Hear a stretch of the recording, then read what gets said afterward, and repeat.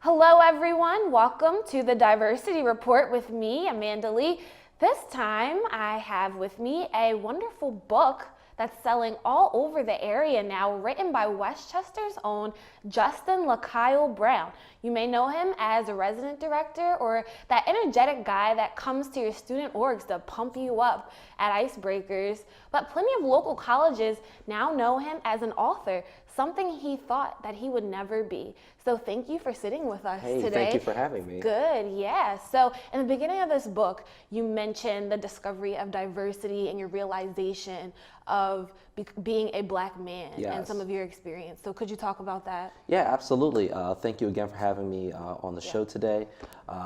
Diversity is such a huge, encompassing thing. So for individuals or people of color who may not know, oh, I'm someone of color, it's usually an experience that one has that says, okay, I may be a little different than someone else. So at the beginning of the book, I outlined the discovery or the day that I found out that I was a person of color when I was harassed at a store, which the owner thought that I was stealing something because I had my coat balled up under my arm. Him and a few employees actually followed me throughout the store, and then right before I left, stopped me and had me shake my coat out, only to discover that there was nothing there. Even at that moment, I didn't even realize, oh, well, this was, you know, someone who was racially profiling me. I just thought, you know, this is stuff that they do. It wasn't until I got home and had a conversation with my mother, and this was at a very young age, where she said, no, you were racially profiled, and this is what happens, and this is what it's like to be a man of color in this country, and these are some of the things you may experience. Yeah, and she was also pretty upset. Yeah, she was very mad. Yeah, so that's a lot of things that Black men, Black people go through in this world. In America is being racially profiled, and I mean, I didn't even know that I was racially profiled when I came to Westchester University. I didn't know what racial profiling was until it happened to me. I grew up in the city and I grew up around a lot of different people, not knowing really what it meant to be a Black woman. So, and a lot of people also had privilege. And you talk a little bit about privilege in your book. So do you want to touch a little bit on that? Yeah, absolutely.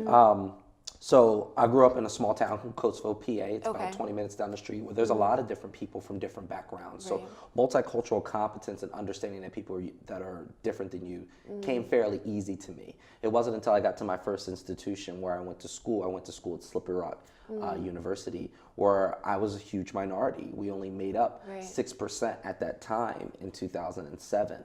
I loved my alma mater. I loved the time I was there, but being a minority was very hard, and helping people to understand, you know, these are the type of situations that happen with me as a person of color, or coming from a diverse background, coming from an inner city, small town.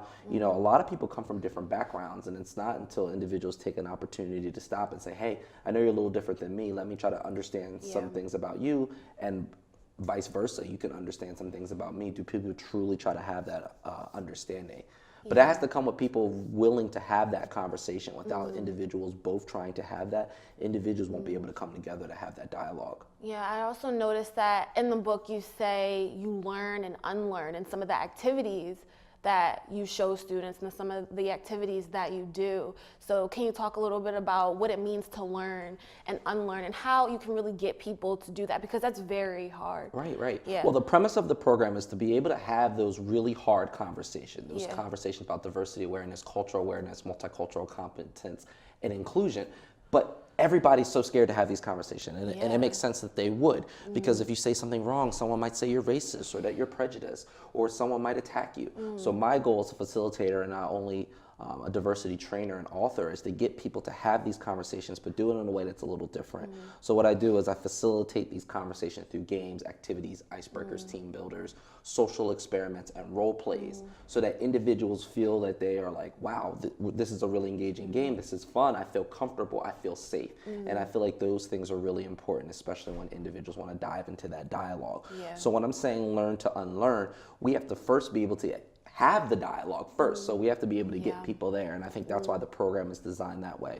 And then once people get there, they start learning other things about each other. And they say, wow, the way my parents raised me, you know, they raised me to believe that that might not be true. Or this religious organization raised me to believe that, and that might not be true. Or, you know, the area that I grew up in, or a cousin, or the media, or whatever they had. And individuals have to begin to unpack their own baggage and be able to learn to unlearn. Yeah, a lot of that comes through the media. I liked when you said that all of our experiences that shape us are through television or through media. And then they're also from the people who are around us as well. So I know you have D.A.P, the Diversity Awareness Program, and that has a lot of activities, some of the ones you mentioned, and also the one called This or That. That was a really good one, because you have either this or that, and you get to see the perspectives of these people. So what is that like, listening to these people and being a part of these conversations? Well, nobody has more fun in the session than I do. I say it's a giant focus group for me to truly just pick the minds of the participants that are in the group. The This or That activity is where I give the participants one side or the other side to choose on a particular topic. So it can be cats or dogs, church or no church, privilege or no privilege, or love or money. And individuals must choose a side. And there is no middle. And you can't really judge why a person's going to a particular side based upon just seeing them on the other side, because everyone interprets everything different. Perspective is for the individual, not necessarily for the other individuals that are on the other side. But giving the individuals to have the ability to speak and say, well, this is why I chose this side. And it really gives people the ability to open that door to say, wow, I really thought you were going to be on that side because of this. I really do judge, we all have judging principles. And what I mean by that is that we're all judgmental. We're all a little prejudiced. We are. And everybody is, from a diversity trainer to participants. We all have preconceived notions that kind of shape our reality and kind of how we make sense of what's in front of us. Right. So I guess what a lot of people would want to ask you is, how do you come up with these ideas for these programs, and how are you able to get people to start talking about, I know you talked about cat or dog, and then you got right into, at the end you were talking about white or black. So how are you able to, how do you come up with these things? I think that it's a mixture between experience, people that I've talked to say, you should really try this in this game and see what happens. And I'm just throwing a monkey wrench in it just to say, what would happen if I just tweaked this X variable? Or like, what if I just added this new part to this? Like, how would this look? I have a lot of friends from a whole bunch of different backgrounds, and we have this conversation about race as well. So I think just learning things about different people, going and traveling and getting to learn things about different backgrounds, different languages, just being able to say, you know what, I wonder if I was to be able to do this. And a lot of these games actually stem from games that already exist that we already play, and I'm just able to put a diversity component on top of it so that we can have some learning outcomes for people to learn. Okay, so how is this changing the way that students think and the way that faculty thinks about themselves and stereotypical norms? So how is that changing, even in colleges and younger people, older people? How is that changing the way people think? How is this affecting them? Well, this program is entering into its 11th year this year. In our 10th year, we were able to write this book, which I think was really instrumental, because a lot of times many institutions or companies are like, we want this training and I can't be in two places at one time, especially when I'm doing training here also at Westchester, which is where I'm based. But what I've seen as a trend over time is that individuals now are learning how to create a space where people can come and have that dialogue.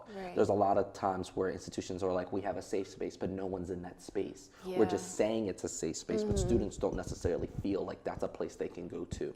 And when we look at institutions, every institution has places where certain students go. So, they have LGBTQA offices, but sometimes only those students that identify are there. We have multicultural offices, but we only see students of color there. And we're all sporadically set out. And my hope is to be able to bridge that gap and have everybody be able to come together.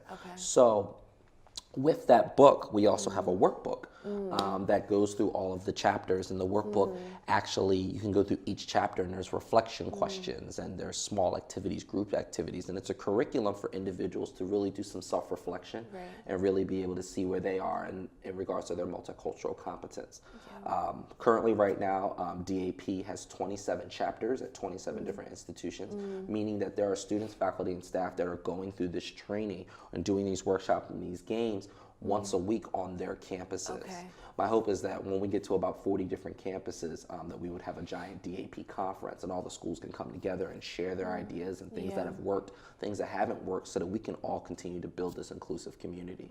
I noticed that as a student, we have the multicultural facility here, we have the LGBTQA facility here, And like you said in your book, not all men are equal. And you said that when you were talking about, it was in one of the first couple of chapters. Right. And I noticed that when I see only the black students hanging out in the multicultural, if a white person comes in, oh no, so or if there's a women's center too, only men only think they women can go to the center, right? But it's really a safe space for women. Yeah. But other people should be able to come into that Go to space. the programming and be able to promote those issues as well. Yeah, other people should be able to go into that space. So I really like that you put in there, not all men are created equal. And then I also noticed with This or That you had also mentioned that that black and white was a really powerful part of the This or That aspect. Right. So getting people into that, sliding into diversity. People always think it's like a black or white issue. When we talk about race relations in the country, people are just like, well, it's always black people versus white people. And that's not always necessarily the thing. It's not a this or them. And I think that's the most important thing about This or That. When I force people to choose to go to each side, it makes them choose. And they're like, well, I didn't like being forced like that. Where's the gray area? Where there's gray area in everything. And we need to be able to, again, bridge that gap so that we're not only having these conversations with people that we feel comfortable with, people that we know we can trust, but we have to be a little vulnerable. We have to be able to open ourselves up and have this dialogue with people who don't look like us, people that we can learn things from, and people that ultimately we share this community with. Yeah, I think it's really important to get people out of their comfort zone. Yes, absolutely. So that's really important. I think that's the number one thing here. So not just people who are a part of diversity-related organizations or people who are multicultural can read this book. It's for anyone. So how can folks who are interested learn a little bit more about this book? Well, the book is available on Amazon and Barnes & Noble. You can also go to your local bookstore. It has an ISBN number, so they can pick it up there. The Diversity Workbook is also available on Amazon, Barnes & Noble. And we're also proud to announce that in early summer, we'll be publishing our third book, which is called Things I Didn't Tell My Mom in College, which is a college preparatory book for first-year students, as well as parents who are sending their first-year student to some type of institution of higher learning. Okay, great. So you can purchase not another diversity book online. I know how much we all love Amazon. It's on Amazon right now. It's selling at Barnes & Noble, or you can even get it at your local bookstore. I actually started the first few chapters of this book. I really like it. Congratulations again for writing this book. I know that you never thought that you would write a book like this before. No, I didn't. Yeah, so even you started in your junior year of when you were at Slippery Rock with developing this program. Right, and just never thought it would take off. Yeah. And, if I was to encourage students at all, or if students are taking an opportunity to look at the diversity report, I would say that the things that you're learning at your institutions, I mean, those are things that are going to carry you. They're not just clubs and activities that you're involved in. These are things that you're really changing students' lives. You're changing the people's lives in your community. Make sure you take those skills with you when you leave the institution. You don't leave those things there. The things that you're working hard on, the things that you're producing, and things that you create, continue to create those things as you leave your institutions of higher learning, especially if you have a passion for them. Yeah, definitely. Well, everyone, thank you for tuning in to the Diversity Report. These are the two books. Make sure you get them. So thank you for sitting down with us today. Thank you for having so me. Yeah, much. I appreciate Thank you it. so much. Well, I'm Amanda Lee, and that's the Diversity Report. Stay different.